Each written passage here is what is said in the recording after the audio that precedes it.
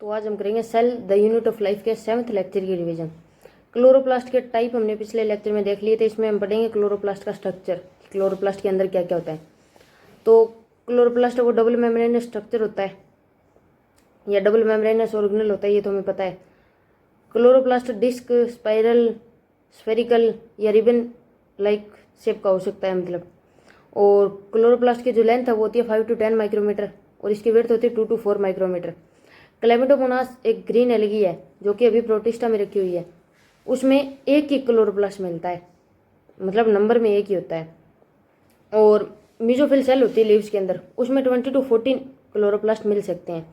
अब बात करते हैं क्लोरोप्लास्ट की जो आउटर मेम्ब्रेन होती है उसमें पोरिन्स प्रेजेंट होते हैं, इस वजह से वो मोर परमिएबल होती है।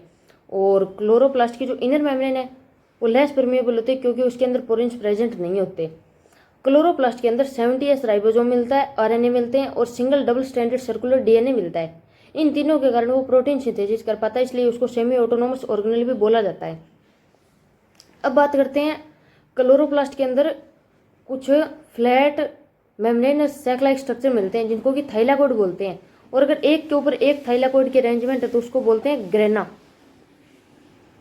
थाइलाकोइड की मेम्ब्रेन के अंदर चलती है ईटीसी, इलेक्ट्रॉन ट्रांसपोर्ट चेन, क्योंकि थाइलाकोइड की मेम्ब्रेन के अंदर कुछ एक पिगमेंट मिलते हैं जो कि लाइट को ऑब्जॉर्व कर सकते हैं, इसलिए उसके अंदर लाइट रिएक्शन चलती है और ईटीसी चलती है, जिसके कारण आगे जाके एनर्जी बनती है। एटीपी और NADPH प्लस H पॉजिटिव ये बनते हैं, यानी कि एनर्जी की सिंथेसिस होती है उसमें ईटीसी के थ्रू या लाइट रिएक्शन के थ्रू।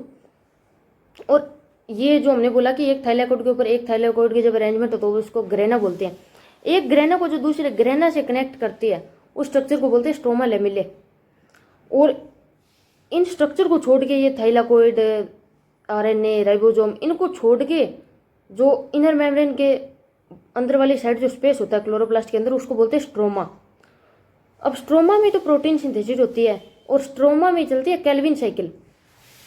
कैल्विन साइकिल का मेन एंजाइम होता है रूबिस्को, जो कि मोस्ट अबंडेंट प्रोटीन है। कैल्विन साइकिल में फूड सिंथेसिस होती है, यानी कार्बोहाइड्रेट बनता है। तो लाइट रिएक्शन में, यानी थाइलाकोइड की मेम्ब्रेन में जो रिएक्शन चल रही थी लाइट रिएक्शन, उसमें जो एनर्जी बनी थी वो इधर कैल्विन साइकिल में यूज की जाती है और उससे आगे फूड बनाया जाता है।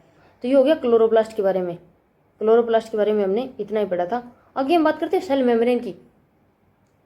तो जब 1950 में इलेक्ट्रॉन माइक्रोस्कोप की डिस्कवरी हुई तब सेल मेम्ब्रेन को स्टडी करना बहुत आसान हो गया।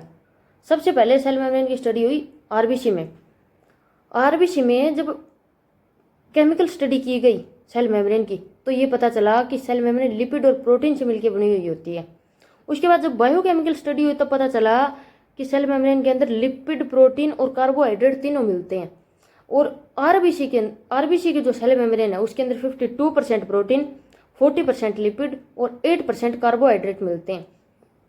उसके बाद बहुत सारे मॉडल आए, लेकिन जो सबसे बेस्ट मॉडल है जो सेल मेम्ब्रेन को अच्छे से डिफाइन करता है वो है सिंगर और निकोलसन का मॉडल, जो कि है फ्लूइड मोज़ेक मॉडल, जो सेल मेम्ब्रेन को अच्छे से डिफाइन करता है। ये इन्होंने दिया था 1972 में। 1950 में तो इलेक्ट्रॉन माइक्रोस्कोप की डिस्कवरी हुई और 1972 में फ्लूइड मोज़ेक मॉडल दिया गया। इसमें ये पता चला कि जो सेल मेम्ब्रेन है उसमें एक तो लिपिड की बाइलेयर होती है, उसके बीच बीच में कुछ एक प्रोटीन होते हैं। तो ये एक ऐसा स्ट्रक्चर होता है कि जैसे लिपिड तो है सी की फॉर्म में और उसके अंदर आइसबर्ग का जो काम कर रहे हैं वो कर रहे हैं प्रोटीन। अगर कोई कंप्लीटली या फुल्ली बरीड प्रोटीन है लिपिड बाइलेयर के अंदर तो उसको बोलते हैं इंटरनल प्रोटीन या इंटीग्रल प्रोटीन। और अगर पार्शियली बरीड प्रोटीन है तो उसको बोलते हैं एक्सटर्नल या एक्सटीरियर प्रोटीन। एक्सटीरियर प्रोटीन जो होता है, यानी पार्शियली बरीड प्रोटीन होता है, उसको एक्सट्रैक्ट करना बहुत आसान होता है। और जो इंटीरियर वाले प्रोटीन होते हैं जो फुल्ली बरीड होते हैं उनको एक्सट्रैक्ट करना बहुत मुश्किल होता है, मतलब लिपिड बाइलेयर से। तो जो सेल मेम्ब्रेन से जिन प्रोटीन को हम एक्सट्रैक्ट कर सकते हैं या जो एक्सटीरियर प्रोटीन होते हैं वो सिर्फ 30% होते हैं।